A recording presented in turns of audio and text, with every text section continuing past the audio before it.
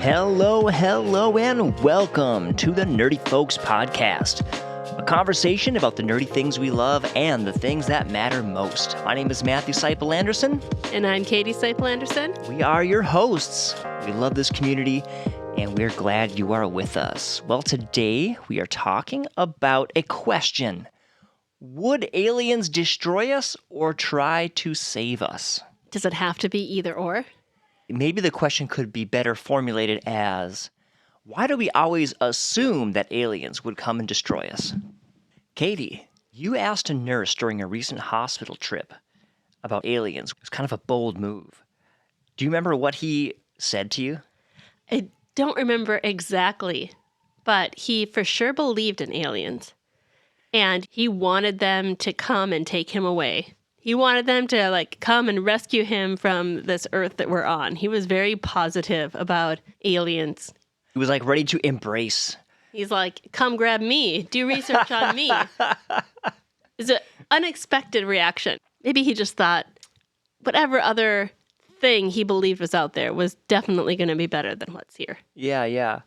So I was talking with some of our youth group students, and I asked them to come up with some stories, some alien stories, either by researching and finding some purportedly true stories or by completely fabricating one. And I asked them to share those stories with me, and then I thought it would be fun for you and I to try to guess if it's a purportedly true story or if it's a completely fabricated story. Ooh. Are you ready? I'm ready. Yo, we are back with more alien stories. Are they purportedly true stories or are they completely fictional stories? Katie and I are going to decide what we think, and then it's going to be revealed to us. I'm sitting here with Mr. Micah Rasmussen and Kiana Ruiz, who are working together today, and sounds like Micah is going to be the narrator of the story. Just take us away with the story. Okay. Johnny Branston, age 54, had reported a claimed UFO sighting in the summer of 1994, driving home from his job at 9:20 p.m.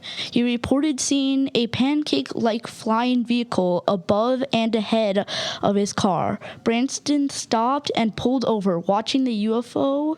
According to Branston, the UFO was moving fast but smooth, almost floating through the sky. He claimed to see a long red light, almost like a laser, shooting out of the UFO before hearing a distant sound, later referred to as a semi-horn, and looking toward the sound. When looking back to the UFO, Branston claims it had disappeared. This story happened near Hudsonville, Alabama. Very good. Ooh, we're going to have a hard time deciding on that one. Does it say when it happened? Is it from a long, long time ago, or is it more recent? 1994. 1994. Okay, that was in the story. I think it was around this, a summer month. The summer of 1994. Yeah, I think it was June or July. Okay. I mean, the aliens get cabin fever in the summer. It's hot in the UFO hangar, so they have to go flying, open the windows up. Makes sense. Totally makes sense. Yeah. Guys, thanks so much for bringing this story, and we'll head back to Katie and I, and we'll decide if it's true or false. All right, Katie. I love how you asked the question when that was his first or second statement of the story. It was a lot to take in. I'm I'm taking in all the details of the UFO and, It's funny because my mind went to, okay, this is 1994. That's one of the main things that I grabbed onto. Immediately grabbed onto the setting. Yes, I think it's because we talked about some stories before and just wanting to place where this one would be at if it were a real one. All right, well, Mrs. Critical Thinker, what do you think? Is that a purportedly true story, or is that a complete fictionalization? It seems like one that is purportedly true. All right. That's my guess. So for the fun of it, I kind of made up my mind that whatever you said, I would say the opposite. Oh, are you bummed? No, I'm going to say, because I know these kids and I know that they're bright and sneaky. I'm going to say that this is a fictional story, but fashioned in a way to make us guess wrong. Well, that could be true too. Now So- I'm stuck with it being a real story. All right, so let's see. Ah, shoot. Let's open up this piece of paper here. Wait, is that the right one? Yeah, it was Kiana and Micah. Oh. Kiana is the one who either found or created the story, and Micah was the narrator. Well, that changes things a little bit. Well, Do you want to open it up? Yes, I do. Okay. Oh. It was false. Oh! They did a good job. Well, thanks, Kiana and Micah. That was fun. Pancake like saucer and the date were the things that kind of got me. Yeah, because that sounds exactly like the kind of details that you would hear. Yeah, they did a good job. Yeah. Is there another one or is that it? That's it for today. We will have another one for next week.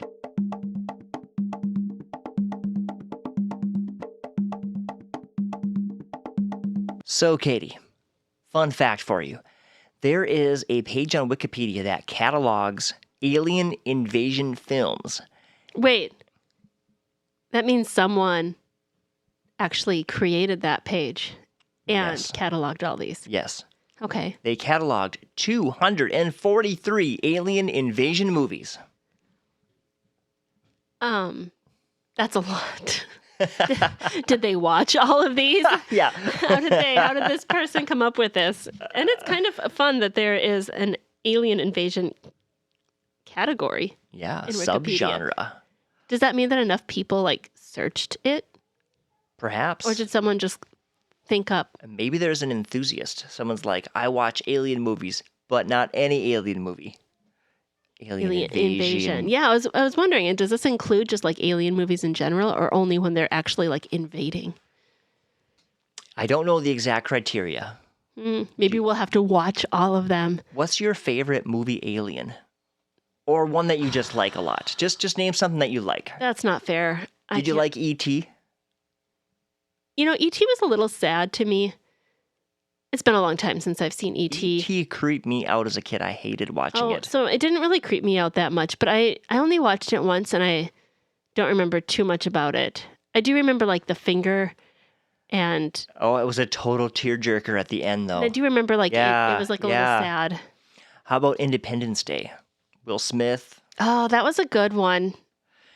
I don't like purposely search out alien invasion movies, I'll be honest. That's not something that I do. That movie had the classic tech guy in the film who was like, all right, I just made a computer virus to upload into the alien ship. Let's go. There's always the guy, or the girl who's at the computer who's like, oh, I just totally hacked into the city's surveillance system. I mean, maybe someone could do that. It's a trope. Maybe they're just that good. One more to shout out, because I'm having fun with this. Invasion of the Body Snatchers. 1, it reminded me of Secret Invasion. 2, I watched it with my grandma as a little kid. The black and white one. There was another one that came out later, but Did they take random bodies? Did they snap, or were they dead bodies that they like kind of became like zombie aliens, or? it's like when people slept, these aliens replaced the people. Well, that's creepy. Yeah, and You watched that with your grandma? this guy figured it out. Yeah, I don't think she actually sat and watched it with me. I think she cleaned the kitchen or something. Oh. And I was in the living room with my eyes wide open, as big as flying saucers. Flying saucers. Were they like pancakes? Oh man, so many of these movies have this trope, right, where the aliens come and attack and they're super hostile, but maybe aliens would actually come and be helpful, be friendly. Give us new tech, Maybe. not for the purposes of destroying each other. What things would aliens help us with, or could they help us with? Okay, if you had an alien for a day with a flying saucer who was like, I will help you, what would you ask for help with? So like this like thing comes up like world peace, or I like something for like food, water sources. I will zap Help your with- crops. Well, I mean, like the opposite of that. I'm thinking of kind of like world issues that we'd really love to love to solve. Yeah, yeah. World hunger. I mean, I'm thinking more small, like use the alien to lift heavy things. So it's a flying saucer tractor beam. Oh, apparently I'm a big thinker. Give us the recipe for the perfect dish. I don't know. Aliens are going to invade and give us good recipes. Maybe aliens could mutate our crops to make them more nutritious and we could solve world hunger.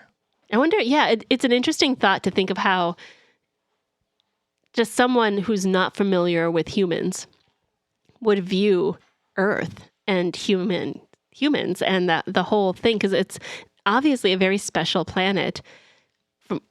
From what we know about other planets, there's just like not really anything like Earth. It's very special. But then people are capable of like pretty nasty things to each other. And if we had the right tech, there's kind of this out there fear that maybe we'd blow each other up entirely. And Right. so like a different life form, but the people are also capable of great good and being very loving people and sacrificing and being forgiving. It'd be an interesting thing to think, how would a different life form view us? Would they just be like, oh, these sad, sad creatures? Or would they be like, whoa, these guys are kind of extra special? Or maybe both. Well, in the Christian worldview, we actually have somewhat of an answer. God is a higher form of life who's outside of our world. On one hand, you see, like you said, the good. We're made in God's image, capable of amazing ingenuity and scientific achievements and reasoning and philosophy and faith. But at the same time, we're fallen, we're broken, we break each other, we break the world that we live in. In fact, I was doing some research on wars because I know there are a few big wars that are in the news right now, but there are wars and conflicts, armed conflicts happening all over the place. I saw Crisis Group International has an amazing site. Global Conflict Tracker is also another good one. And I also found Geneva Academy.